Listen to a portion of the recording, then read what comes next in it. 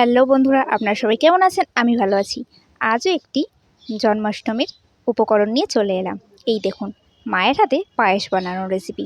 মা কী করে পায়েস বানাচ্ছে তাই সেটাই দেখাচ্ছি। এই দেখুন, মা কিন্তু অন্যরকমভাবে পায়েসটা বানাচ্ছে। প্রথমে চালটাকে কড়াইতে ঘি মাখিয়ে দিয়ে তেজপাতা আর জল দিয়ে একটুখানি সিদ্ধ হতে দিল। আমরা কিন্তু অনেকেই দুধ দিয়ে জাল দিই ফার্স্টে, তাই তো? কিন্তু মা কিন্তু চালটা প্রথমে একটুখানি সামান্য জল দিয়ে সিদ্ধ করে তারপরে মা কিন্তু দুধ দিল তার মধ্যে। দুধ দেওয়ার পরে সেটা কিন্তু অনেকক্ষণ ধরে ফুটেছিল। তারপরে এর মধ্যে কাজু বাদাম, ভিজিয়ে রাখা কাজু কিশমিশ সেটা কিন্তু দুধের মধ্যে মা মিশিয়ে দিল।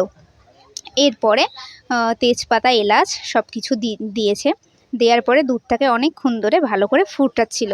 ফোটানোর পরে সবার লাস্টে নামানোর ঠিক 5-10 মিনিট আগে চিনিটা তো মাস্ট, তাই এখানে চিনি নিয়ে নিচ্ছিল কতটা পরিমাণ দেবে বলে। তো চিনি আর একটুখানি সামান্য বাতাসা দিয়েছিল। এতটা চিনি দেওয়ার পরেও তাও কিন্তু এরপরে আরও চিনি দিয়েছিল মা, সেটার ভিডিও নেওয়া হয়নি। তো এই দেখুন, চিনি দেওয়ার পরে তারপরে আস্তে আস্তে কিছুক্ষণ পায়েসটা নাড়ানোর পরে আস্তে আস্তে ঘন হয়ে যাওয়ার পরে পায়েসটা আমাদের কমপ্লিট হয়ে গেছিলো, রেডি হয়ে গেছিলো। এটাই আজকে দেখানোর ছিল মায়ের হাতের পায়েস রান্নার রেসিপি। আপনারা কী কেমনভাবে তৈরি করেন সেটা আপনাদেরকে জানাতেই পারেন। তো আমাদের এই ভিডিওগুলো ভালো লাগলে আপনারা অবশ্যই লাইক, কমেন্ট, শেয়ার করতে ভুলবেন না কিন্তু। আর আমাদের পেজটিকে ফলো করে দেবেন।